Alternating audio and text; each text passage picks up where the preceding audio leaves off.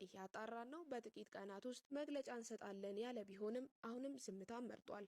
ራሷን አጥፍታ ነው የተባለችው ያቺ ቆንጆ ሳቂታ ወጣት በትላንትናው ዕለት አንድ ፎቶዋ በሶሻል ሚዲያ ላይ ሲዘዋወር ነበር። በምስሉ ላይ እንደምትመለከቱት ፊቷ በጥፊ ወይም በሌላ ምት በልዟል። አይኗ ውስጥ ሐዘን አለ፣ ታሳዝናለች። ይህንን ፎቶዋን ያወጣው በማህበራዊ ትስስር ገጾቹ ላይ ዮኒ ማኛ የተቀበረችው የት ነው? ካቴድራል ስላሴ ካቴድራል መንበር ጸበል። ለምን? የታዋቂ ጮኛ ስለሆነች ታዋቂ ስለሆነች በአጥቢያ ለምዶ ያልተቀበረችው? አይሽ አሁንም ያልጸዳ አሰራር ቤተ ክህነት እንትን ውስጥ እንዳለ ካቴድራል ውስጥ። ስለዚህ አይነት ጥያቄ የሚነሳው ቀነኒ ስለሆነች ነው ወይስ ሌላ ስም ቢኖራትና ሌላ ባክግራውንድ ቢኖራት አይጠየቅም?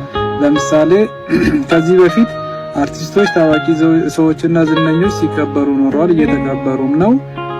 እሷ የተከበረችው በካቴድራል ነው እና ማን መሆን ነበረባት? ምን መሆን ነበረባት? ለምሳሌ ለሀገር ዋጋ የከፈሉ ለቤተክርስቲያን ዋጋ የከፈለ